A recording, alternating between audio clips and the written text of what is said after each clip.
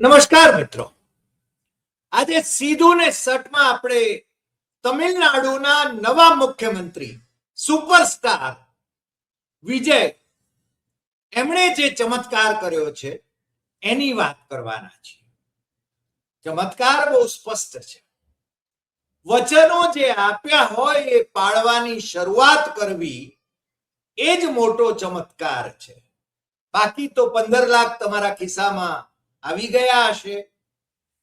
2014 નરેન્દ્ર મોદીએ ઢોલ પીટ્યા હતા અને અમિત શાહે કહ્યું હતું કે વો તો યુહી ગબ્બારો હતો એમ એ દિશામાં. પણ વિજય અને એના સલાહકાર જેમણે ભારતીય જનતા પાર્ટીની તમિલનાડુમાં જે યોજના હતી કે ડીએમકે અને અન્ના ડીએમકે ને ભેગા કરીને પણ સૌથી મોટી પાર્ટી તરીકે જે વિજયની પાર્ટી આવી વિધાનસભામાં એને સત્તાથી વંચિત રાખવી અને રાહુલ ગાંધીએ એમની એ આખી યોજના એ ફ્લોપ કરાવી. રાહુલ ગાંધીનું જોડાણ એટલે કોંગ્રેસનું જોડાણ ડીએમકે સાથે હતું, પરંતુ વિજય સૌથી વધારે બેઠકો સાથે સૌથી મોટી પાર્ટી તરીકે માત્ર 10 જ બેઠકો એને બહુમતીથી ખૂટતી હોય એવા સંજોગોમાં રાહુલ ગાંધીએ જે રીતે એને સલાહ સૂચન કર્યું એને પરિણામે સુપરસ્ટાર વિજય એ આજે ત્યાં મુખ્યમંત્રી છે. અને મુખ્યમંત્રી છે પણ એને હવે ફિલ્મમાં અભિનય એને સંન્યાસ ત્યાંથી લઈ લીધો અને પૂર્ણ સમયનો એ રાજનેતા બની ગયો છે. આવતા દિવસોમાં એ માનનીય વડાપ્રધાન નરેન્દ્ર મોદીને મળશે એવા સંકેતો તો બહુ સ્પષ્ટ છે. નરેન્દ્ર મોદી ઘણા વખતથી એમને લંગર નાખી રહ્યા હતા. એપ્રિલ 17, 2014 કોઈમ્બતુરમાં માનનીય વડાપ્રધાન, વર્તમાન વડાપ્રધાન, એ વખતે તો મુખ્યમંત્રી હતા ગુજરાતના, એ વડાપ્રધાન થવા માટે ચૂંટણી લડી રહ્યા હતા અને એ વખતે એ તમિલનાડુની મુલાકાતે હતા. ત્યારે કોઈમ્બતુરમાં એ વિજયને મળ્યા હતા, જેની તસવીર અમે થંબનેલમાં મૂકી છે, તમે જોઈ શકો છો.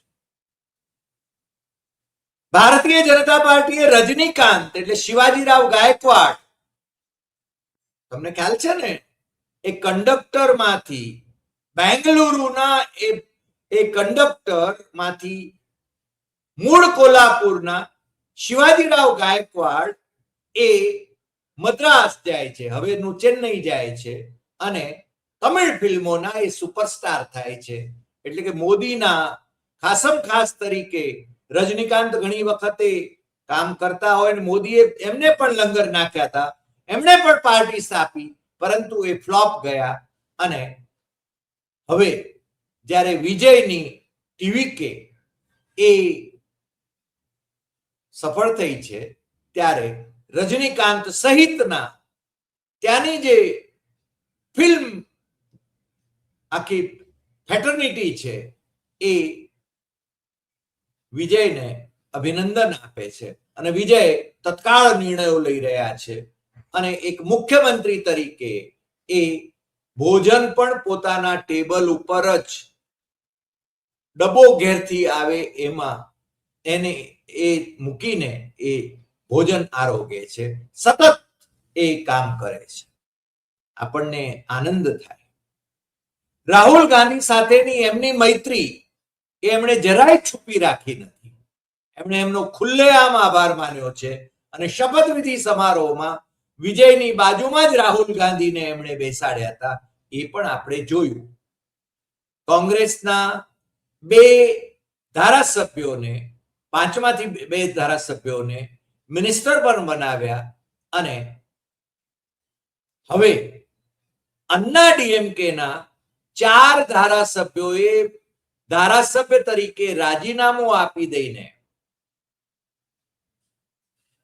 વિજયની પાર્ટીમાં જોડાવા માટેનો સંકલ્પ કર્યો ત્યારે કોંગ્રેસના એક બેન, હોદ્દેદાર બેન, એમને એમ લાગ્યું કે નાના, એમ કે આ તો અન્નાદ્ર મુક્તો કોમવાદી પાર્ટી એટલે કે ભારતીય જનતા પાર્ટી સાથે જોડાણ કરતી હતી, એટલે એમણે છે ને કોંગ્રેસમાંથી રાજીનામું આપ્યું.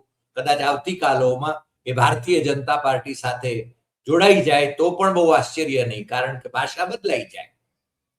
પણ આજે જે વાત કરવી છે જરા જુદી છે. આજે વિજયના નિર્ણયની વાત કરવી છે. અને વિજય આવતાની સાથે જે ધડાધડ નિર્ણયો લેવાનું શરૂ કર્યું છે એ બાબત હવે મને લાગે છે કે એમણે ખેડૂતોના સ્મોલ અને માર્જિનલ એટલે નાના અને સીમાંત ખેડૂતોના કોઓપરેટિવ બેંકોમાંથી એમની જે લોન છે ગયા મે થી અત્યાર સુધીની, એમાંથી એમણે રાહતની જાહેરાત કરી દીધી છે. 50,000 ની લોન હોય તો એમાંથી એમણે રાહતની જાહેરાત કરી દીધી છે અને એનો તત્કાળ અમલ થાય એ દિશામાં એમણે ગઈકાલે જ આદેશ આપી દીધા છે. લોન વેવર ની વાત કરી છે. આ લોન વેવર અને લોન રાઇટ ઓફ, આ બંનેની વચ્ચે ભારતીય જનતા પાર્ટીની સરકાર, કેન્દ્ર સરકાર એ ઘણી વખતે આપણને કન્ફ્યુઝ કરે છે. અને ભારતીય જનતા પાર્ટીની મોદી સરકાર આમે છે ને કોર્પોરેટ માટે જ કામ કરે છે તો તમે બધા જાણો જ છો. ખેડૂતોને માટે એમને કઈ બહુ પ્રેમ ઉભરાય છે એવું એ નથી. પેલા સન્માન નિધિ, કિસાન સન્માન નિધિને નામે જે બટકા ફેંકે છે અને વોટ ઉઘરાવે છે, પણ સાથે સાથે એ ખેડૂતોની સામગ્રી, ફર્ટિલાઇઝર આ બધાની અંદર એ જે રીતે નાણાં વસૂલી લે છે, એટલે પેલા જે 2,000 કે 6,000 એ મોકલાવે એના કરતા વધારે તો એ વસૂલ કરી લે છે. એ તમે ન સમજતા હો એટલા આપણા દર્શકોમાંના ખેડૂતો અને વિદેશ અને દેશમાં પણ જે દર્શકો છે એ ન સમજે એટલા ભોળા તો છે નહીં. પણ મેં કહ્યું એમ કે આ હિન્દુનો, ધ હિન્દુ ત્યાંનું બહુ જ પ્રતિષ્ઠિત અખબાર છે, બહુ જૂનું અખબાર છે, અને એની અંદર જાહેરાત બહુ સ્પષ્ટપણે કરવામાં આવી છે કે as the loan amount increases, the quantum of the amount waived will decrease. Small and marginal farmers who borrowed more than 1 lakh will be provided a flat waiver of ₹5,000. પણ નાના અને સીમાંત ખેડૂતો જે છે એમને વધારે લાભ મળશે. એ કહે છે કે માર્જિનલ ખેડૂત એટલે સીમાંત ખેડૂતો છે જેમણે 50,000 થી 60,000 એ બોરો કર્યા હોય, એમને લોન લીધી હોય, તો એમને ₹40,000 માફી મળશે. અને નાના ખેડૂતો જેમણે જે એમણે પણ 50,000 થી 60,000 ની લોન લીધી હોય તો એમના પણ 20,000 માફ કરાશે. હવે આ છે ને ખેડૂતોની વાત થઈ. અમારી પાસે જે આંકડાઓ છે એ આંકડાઓ બહુ સ્પષ્ટપણે બોલે છે ને. એક અર્થશાસ્ત્રી મોહન ગુરુસ્વામી, એમનો લેખ પણ મારી પાસે છે. એ કહે છે કે 52% ઇન્ડિયાના જે 90 મિલિયન એગ્રીકલ્ચર હાઉસહોલ્ડ છે એમાંથી 52% એ દેવાદાર છે. અને એ કહે છે કે 2009માં મનમોહન સિંહની સરકાર એ ફરીને જીતી, કારણ કે એણે વચન આપ્યું હતું કે અને એનો અમલ પણ કર્યો કે એ 37 મિલિયન ખેડૂતો, 1 મિલિયન એટલે 10 લાખ, એટલે 3,70,00,000 જે ખેડૂતો છે એમને આ લોનનો લોન વેવરનો એટલે કે દેવા માફીનો લાભ મળ્યો. 1990માં વીપી સિંહની સરકારે પણ આ જ દિશામાં 10,000 નો લોન માફ કરવાની વાત કરી હતી અને આંધ્ર, તેલંગણ વગેરે વગેરેમાં પણ આવી રીતે થયું છે. કોંગ્રેસની સરકારોએ ખેડૂતોના દેવા માફ કરવા માટેની જે જાહેરાતો કરી હતી એનો અમલ પણ એમણે કર્યો છે, પરંતુ ભારતીય જનતા પાર્ટી ખેડૂતોના દેવા માફ કરવામાં માનતી નથી એવું લાગ્યા વિના રહેતું નથી. કારણ અમારી પાસે જે સત્તાવાર આંકડાઓ છે એ આંકડાઓની વાત પાછી ફરીને હું ધ હિન્દુનો 29 માર્ચ 2025નો જે રિપોર્ટ છે એ રિપોર્ટ કોટ કરું તો નરેન્દ્ર મોદીની સરકારે 100 કોર્પોરેટ જાયન્ટ્સ, મોટી કંપનીઓ, કોર્પોરેટ ક્ષેત્રની મોટી કંપનીઓ અને એમાંની મોટા ભાગની ગુજરાતની કંપનીઓ, આ અહેવાલમાં બહુ સ્પષ્ટપણે લખવામાં આવ્યું છે અને આ અખબાર બહુ જ પ્રતિષ્ઠિત, એની ક્રેડિબિલિટી છે. એ અખબાર એમ કહે છે કે એમને 16 લાખ કરોડ રૂપિયાની લોન એ વેવ કરવામાં આવી. વેવનો અર્થ માફી આપવામાં આવી. પણ સરકાર જે પોતે જે કહે છે એ મારી પાસે એ પણ સંસદમાં જે સરકારે આંકડાઓ મૂક્યા એની અંદર શક્તિસિંહ ગોહિલ, ગુજરાતના જ સાંસદ રાજ્યસભાના, એમણે 6/2/2024ના રોજ જે સવાલ રાજ્યસભાની અંદર એમનો આવ્યો અને એનો ફાઇનાન્સ મિનિસ્ટરે જે જવાબ આપ્યો છે, રાજ્ય કક્ષાના ફાઇનાન્સ મિનિસ્ટર, નાણામંત્રીએ ડોક્ટર ભાગવત કરાડે, એની અંદર બહુ સ્પષ્ટપણે કહેવામાં આવ્યું છે કે એમણે 5 વર્ષના માંગ્યા હતા. ફ્રોમ 2014 to 15 ટુ 2022-23 આ ફાઇનાન્શિયલ યરની વાત કરે છે. એમણે 5 વર્ષના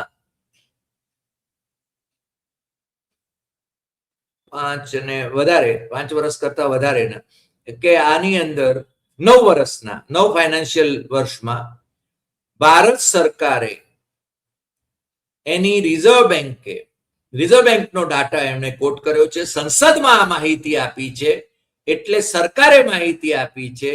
એ કહે છે કે શિડ્યુલ કમર્શિયલ બેંકોના રાઇટ ઓફ કરવાની જે કુલ રકમ છે એ રકમ 14,55,000 કરોડ રૂપિયા છે. આ શક્તિસિંહ ગોહિલના સવાલના જવાબમાં એની પાછી વિગતો પણ આપવામાં આવેલી છે. પરંતુ આ મેં રાજ્યસભાની સત્તાવાર એના ઉપર જે લોન વેવર ટુ ઇન્ડસ્ટ્રીયલિસ્ટ, ઉદ્યોગપતિઓને આટલી માફ કરવામાં આવી, પરંતુ ખેડૂતોને માફ કરવામાં એમને તકલીફ પડે છે. મોદીને ખેડૂતોના દેવા માફ કરવાનું બહુ ગમતું નથી.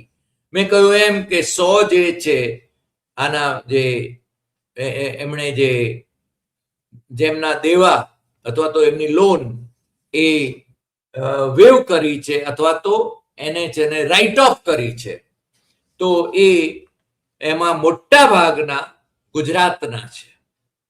The center, especially its income tax, did not even check if these loan waivers beneficiary and their benamis were still holding properties worth thousands of crores of rupees. એટલે હજારો કરોડ રૂપિયાની એમની પ્રોપર્ટી હોય અને બેનામી સંપત્તિ પણ હોય તો એની કોઈ પણ તપાસ કર્યા વિના મોદી સરકારે 16,50,000 કરોડ રૂપિયા 100 કોર્પોરેટ હાઉસીસના માફ કર્યા છે અને માંડવાળ કરી છે એમ કહી શકાય.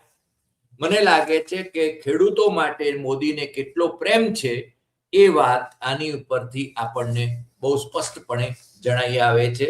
અને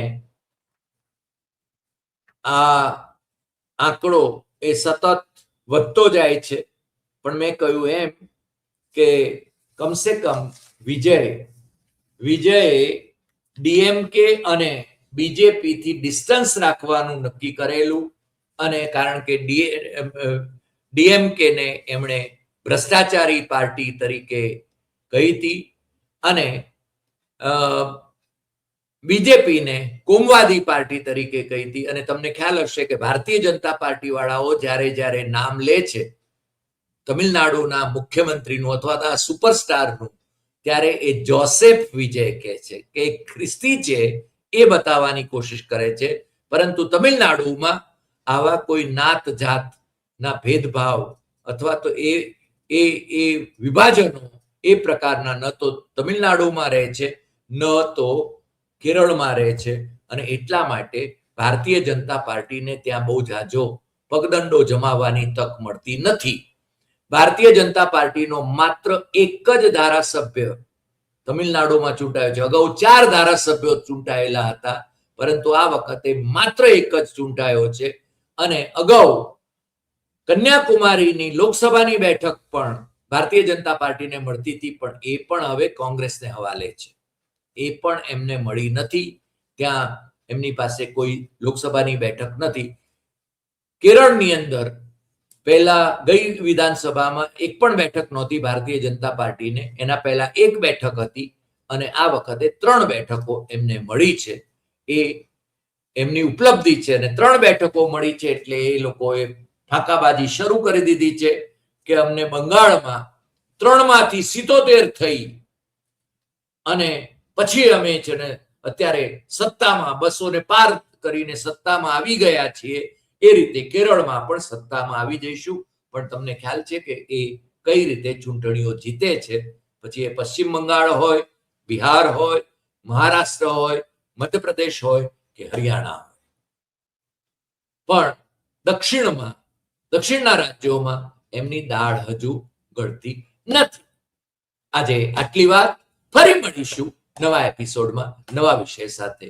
તમને જો આ એપિસોડ ગમ્યો હોય તો સૌથી વધુ શેર કરશો, લાઈક કરશો, કમેન્ટ કરશો અને આપણી YouTube channel doctor Hari Desai સત્યમ એવમ તથ્યમ એ સબસ્ક્રાઇબ કરવા માટે દેશમાં અને વિદેશમાં મિત્રોને જરૂર જણાવશો. નમસ્કાર.